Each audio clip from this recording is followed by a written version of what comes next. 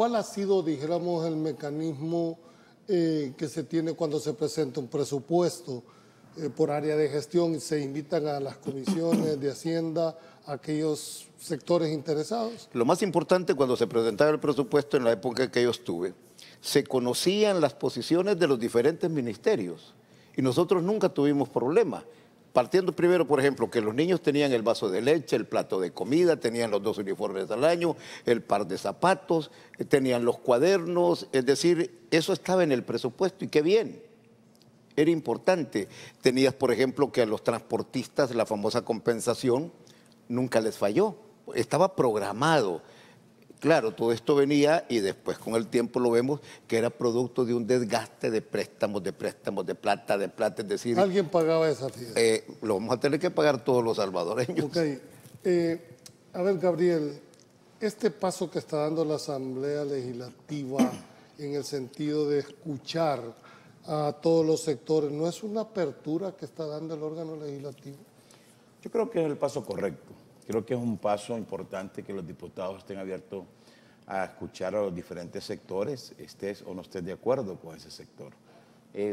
Creo que es una muestra de apertura a estos temas que son bien delicados, temas importantes para el país.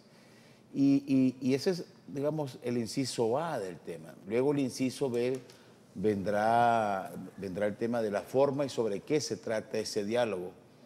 Yo esperaría que todos estos sectores fueran a conversar y no se centraran el tema únicamente en el escalafón. Yo creo que ahí hay un error de enfoque, o no sé si ese es el enfoque real que ellos están nada más discutiendo sobre el tema del escalafón, porque creo que si ese es el único tema, creo que no es un interés general de toda la población, es un interés muy particular de un sector específico que goza de ese beneficio. Pero sí creo que es importante que los diputados den apertura a todos los sectores, escuchen, no solo en el tema del presupuesto, en general creo que en los diferentes temas tienen que escuchar a los que conocen, a los que viven, a los que están en el día a día y Ahora, los muchos de los puntos de argumentos, vista. yo aquí he tenido a los médicos, he tenido a los sindicalistas, dicen, mire, el escalafón es un tema que sale dentro de esto.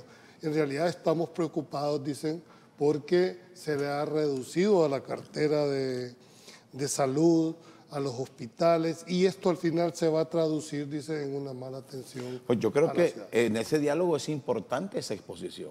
Yo te digo, yo a nivel de percepción, estoy hablando de percepción, creo que el centro de la protesta, de la marcha, de esto, eso es el escalafón, esa es la percepción. Y la percepción es realidad. Entonces, cuando vienen a programas como el tuyo, o en ese diálogo es la oportunidad de a ver qué otros puntos realmente tienen. Es decir, la preocupación de los hospitales, que si la medicina, y los diputados creo que también deben tener a la mano insumos para corroborar si lo que le están exponiendo es acertado o no, es cierto o no, porque los diputados tienen que escuchar, recoger información. Entendería yo que tendrían insumos del Ministerio de Salud, del Ministerio de Hacienda, para poder construir todo el tema, porque no solo llegar a imponer una posición, por eso se llama diálogo. Ahí se tiene que construirse un tema e incluso estar dispuesto a revisar puntos que a los que no han estado dispuestos a revisar, ¿verdad? Y ahí es donde viene un tema de cuando tú te sentas a una mesa, expones un punto y solo quieres que tu punto de vista sea impuesto. Cuando los señores diputados se sienten a dialogar con los diferentes sectores, un consejo sano, no tengo por qué estar asesorando a nadie. Primero, metan las banderas de sus partidos en la bodega o guárdenla allá por el servicio sanitario, todas las banderas, todas las banderas. ¿Es posible eso? No. Mira, yo hice un ejercicio y no me arrepiento de haberlo hecho. Y a pesar de eso me madrearon. Señores, la Asamblea tiene una bendición, tiene la radio y la televisión legislativa. Abran las puertas y transmítanlo. ¿Y qué vas a esconder, pues? Cuéntenme qué van a esconder si el pueblo, el ciudadano y esto de las redes sociales buenas, nobles, decentes, ya sabemos lo que está pasando. Ya conocemos lo que está pasando. ¿Qué vamos a dialogar? Bueno, por ejemplo, el señor presidente de la Asamblea dijo, el escalafón no se ha eliminado, está congelado. Y tenía razón, con los días tenía razón. Sí, pero ahí tú te puedes dar cuenta la visión de diferentes grupos sindicales dentro de un gran gremio, porque unos son más radicales que otros, otros buscan otra posición que otros, y ahí tú te das cuenta cómo algunos grupos pueden tener mayor o menor acercamiento o mayor o menor capacidad de diálogo, otros pueden tener un objetivo más político de buscar presión de calle a la antigua usanza, otros una presión distinta dentro de la institucionalidad de lo que permite, porque entiendo que hay mecanismos internos, pero ahí tú te das cuenta también que en el tema de los sindicatos hay ciertos aspectos generales que hay que revisar. Mira, yo te digo, el escalafón es un punto. Pero hay sindicatos que tienen beneficios muy impresionantes. Te la quiero plantear de esta manera. No estratégicamente el gobierno le manda un mensaje a los otros y les dice, bueno, mira, estos no fueron a la mancha, buscaron el diálogo y ya garantizaron el escalafón. Hoy aparece que el sindicato de médicos está pidiendo una reunión, un diálogo con las autoridades del ministerio. Después de haber marchado. Claro. O sea, no es esa una estrategia que se puede decir, bueno, ustedes ocuparon esta vía, estos ocuparon esta otra vía y nos vamos por la del diálogo. De acuerdo a las malas lenguas y la mía, que es la cachiporrista, el miércoles anterior ya habían las primeras conversaciones con el señor ministro de Salud. Si ustedes ven el comunicado del colegio médico, vayan, no vayan, que sí, que no, que vamos a ver si tal vez derecho. Yo sigo siendo un amante y respetuoso del derecho de cualquier persona, de cualquier ciudadano. Y la obligación periodística de escucharlos, de verlos, no simplemente de tergiversar o simplemente de cargar los dados en materia informativa, que eso es lo que nos ha pasado. ¿Por qué el secretismo de qué vamos a platicar? ¿Sobre qué vamos a hablar aquí? Bueno, por ejemplo, en una negociación vos sabés que existen muchísimos temas que vas al congelador en lo que seguís negociando. Nadie te da en una negociación de entrada todo lo que se pide. lo que sucede es que, Julio y Gabriel, los tiempos han cambiado. Si antes de que tú vayas a hablar ya se sabe qué van a tratar. ¿Qué iban a tratar, por ejemplo, la señora jefa del gabinete con el señor ministro de Educación? ¿Qué iban a tratar con la gente de los gremios magisteriales? ¿Qué iban a negociar? ¿Cuál era el pleito? Los dos vendieron el tema, el escalafón. Y por eso el ministro de Hacienda habla, cuando lo tuvimos aquí en otro programa de opinión, él dijo, miren, es necesario establecer y revisar a fondo el escalafón porque este método privilegia más la antigüedad de la persona que la meritocracia o el mérito que pueda tener. Mi pregunta es, aunque se mantenga estos escalafones, ¿son sostenibles en el tiempo, Gabriel? Bueno, ahí tenemos otro punto de fondo. Todo el mundo pide austeridad, todo el mundo pide que el presupuesto sea revisado, todo el mundo. Y llegado este momento donde has presentado un presupuesto financiado, tiene que haber un poco de recortes por todos lados. Aún así, creo que hay bastantes subsidios que se han mantenido, subsidios que fueron criticados por muchísimo tiempo por los tanques de pensamiento económico de este país, que era lo que decían que había que quitar realmente del presupuesto, que eran los subsidios. Pero lo que pasa es que eliminar los subsidios va directamente a afectar a la población también. O sea, tú quitas el subsidio del transporte público, que lo ocupa el 80-85% de la gente, ahí sí tienes una afectación de toda la población. Porque sí me pareció, y quiero ver la opinión, yo aquí he tenido a los representantes de los sectores, al Centro de Defensa del Consumidor, y han establecido, dijéramos, como dos problemáticas, aunada a todo lo que ya sabemos. Uno, no hay mano de obra para seguir en el agro. Y dos, me dice, la gente no se ponía a pensar que en un momento determinado la edad de los trabajadores en el campo supera los 60 años. La gente joven no quiere trabajar la tierra, la gente joven prefiere estar esperando un tipo de remesa. ¿Cómo enfrentar esas dos realidades? Mira, es una amarga realidad que no tiene solución en el tiempo, tal vez en el espacio, porque esta va a ser una sociedad que va a tener que tecnificarse para el agro. Te cuento, bueno, este último informe de migración de los Estados Unidos, 1.800 campesinos, fueron detenidos y regresados al país, los que lograron no pasar, los que no pudieron pasar, perdón. 1.800 agricultores. En el agro se te da el fenómeno hoy. Bueno, don Julio, le voy a hacer el desmonte de la parcela, o vamos a porcar, o vamos ¿cómo se llama?, a desgranar ya, ¿verdad?, a doblar para el frijolar. Y fíjese que, bueno, yo te pago 8 pesos, no te voy a dar 10, no, hoy vale 12. De 6 de la mañana a 11 de la mañana, ya te ponen si quiere. ¿Qué es lo que ha pasado? Que los muchachos se ponderan hoy con la maquila. Casos de niños que tienen 12, 13 años que ya trabajan en el agro, que la niñez no trabaje, que cuidado. Eso en la gran urbe, donde están los grandes medios, eso es, perdónenme el salvadoreño, ese es simple paja. Allá en el agro, salís de San Salvador, en la zona suburbana, y ya el niño, el jovencito de 11, 12, 13 años, ya está trabajando. Entonces dice, yo estoy esperando tener los 18 para irme a la maquila. Y ahí tenés tú la migración de salvadoreños. De enero al 30 de septiembre de este año, te dice el informe, 57.000 salvadoreños capturados. Pero yo, según estos datos, la migración, según los datos que han sido compartidos, tiende al descenso. Pero la migración forzada que antes había, no, ya no. Esa ya no te la está dando. Hay otros que la causa la tienen por reunificación familiar. Sí. Pero, ¿ha bajado o no ha bajado desde la óptica de la no, sin duda que sí. Solo un punto atrás con el tema del agro, porque no quiero dejar de establecer mi punto ahí. Yo creo que ahí hay un punto que hay que abordar de manera más integral y yo lo he dicho en otros momentos, es ¿para cuándo la contrarreforma agraria? Yo creo que ese tema debe ser analizado. ¿Tú crees que la reforma agraria golpeó de manera...? Yo creo que sí, yo creo que sí. Yo creo que ahí están la gente de todo el tema del agro que lo puede comprobar, todo el descenso que hubo después de la reforma agraria combinado con muchos otros factores. Pero hoy por hoy tú no puedes tener una industria muy grande de cierto cultivo porque no puedes tener ese tema de tierra. Si no hay mano de obra, entonces tenés que tecnificarla, meterla en agroindustria como en otros países, como España, como en otros países donde no hay mano de obra en el campo, pero tiene la agroindustria para incluso abarcar más terreno. Entonces aquí está todo el tema de la contrarreforma, el tema de las tierras ociosas, el tema de cómo vas a cosechar, el tema de la propiedad.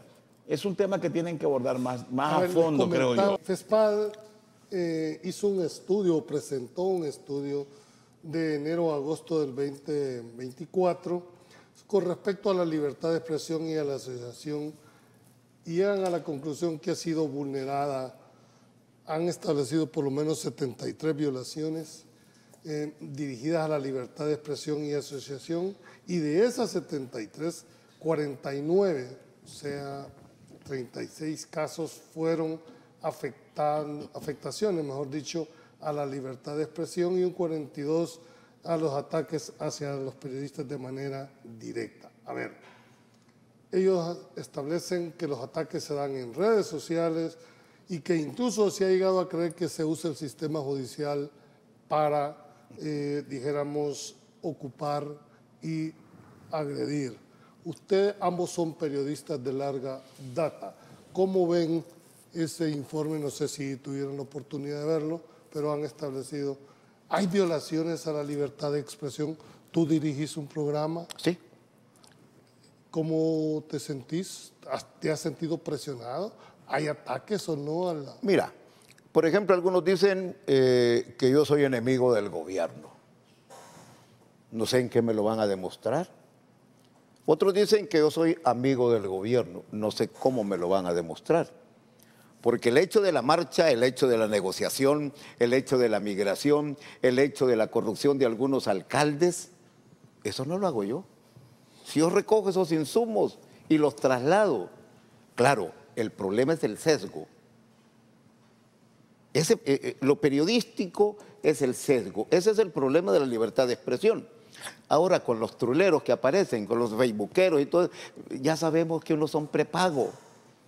Otros andan ahí en la rebusca. Y si no, veamos los conflictos que se han dado cuando ya los emisores de contenido dejaron de recibir, se voltearon.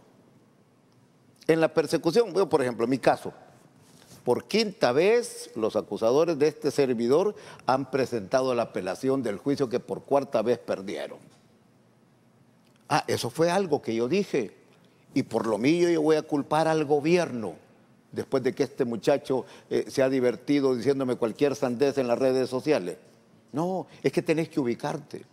Y la libertad de prensa no es responsabilidad, ni obligación, ni acusación del gobierno. Es obligación de los periodistas y los medios defenderla a cualquier costo.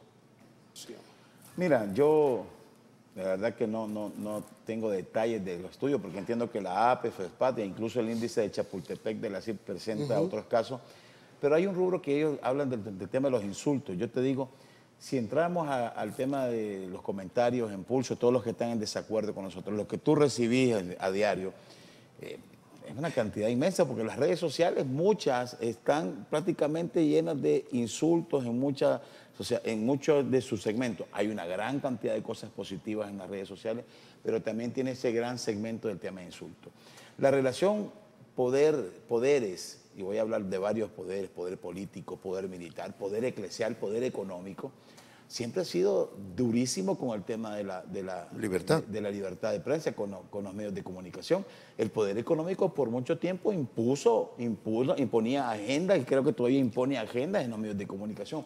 Esa es una realidad, que es un tema que existe. ¿Y es atentado a la libertad de expresión o no? Pues sí, lo es. O sea, pero lo que te quiero decir es que probablemente se ha sistematizado en un estudio, pero no es que ahora haya un enfrentamiento. Pero yo te digo, yo hace unos años, cuando estaba en el periódico donde trabajé, tuvimos que ir 12 veces a los tribunales, a 12 diferentes demandas en los tribunales.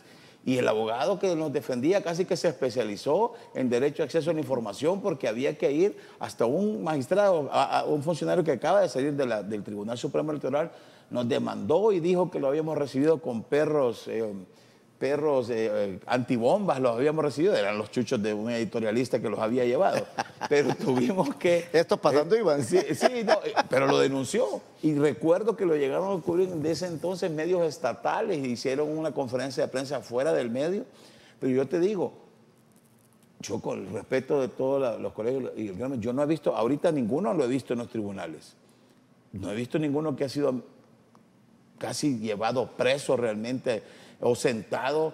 A nosotros fuimos multados por jueces de menores, tuvimos que defendernos en muchas etapas, hasta la Corte Suprema de Justicia llegó uno de los casos. Entonces hay que analizar cada etapa, y siempre el tema del periodismo con el tema del poder político y los diferentes poderes es tenso. Incluso con el poder eclesial, el tema de la iglesia, hay enfrentamientos bien fuertes. El Papa muchas veces ha criticado fuertemente a los medios de comunicación por el tipo de información. ¿Qué tal eso? Y todos accesan a redes sociales, todos. Y muchos creen que lo que te dice la red social es la santísima y ecuménica verdad. ¿Debería regularse para ustedes las redes sociales? Fíjate que entonces, cuando estuve en el Congreso, mi propuesta fue, y aquí lo comparo con lo que hizo Vladimir Putin. Vaya, señores, aquí está su teléfono, don Julio Valdivieso. Póngame su foto, su número de documento y digan lo que quiera. Así como algunos youtuberos, ¿verdad?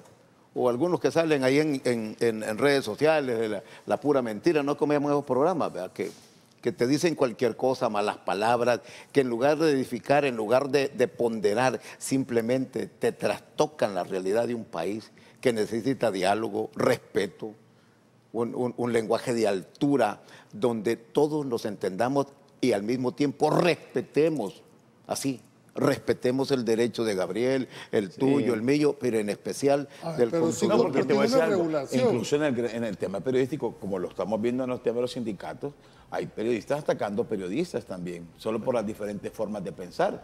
Yo creo que ahí hay un tema de, no le voy a decir si que doble moral, pero hay a veces un tema de que si no estoy de acuerdo, si te considero que tu punto de vista está más cercano a lo que yo critico, entonces no te considero parte de este gremio, no sos periodista. Entonces ahí hay un tema de fondo que podemos abordar de diferencias de óptica, Julio, y la división y la diferencia, y las organizaciones de periodismo, hay varias, existen. Se llama una palabrita, ese es el secreto, se llama tolerancia. Y nos ha pasado. Has insistido mucho con esa palabra, has insistido mucho en el tema de la tolerancia. Vaya, por ejemplo, te comparo dos casos. Yo acompaño a la marcha al 100 por mil y acompaño a los que fueron a dialogar con las autoridades del gobierno al 100 por mil. Ambos hicieron uso de su derecho. Hoy les queda la cancha en la pelota de los otros, ¿verdad? El escalafón se mantiene, ok, hoy pasa la pelota para acá. ¿Qué pasó ahí? Es digno de analizarse, pero cuando dice Gabriel, bueno, mire, ¿y qué se hizo el poder religioso de este país? Las grandes iglesias evangélicas, los grandes pastores, nuestro cardenal y los obispos, ¿dónde están? La santa palabra se perdió y eran los conductores espirituales de esta población que necesita esa riqueza.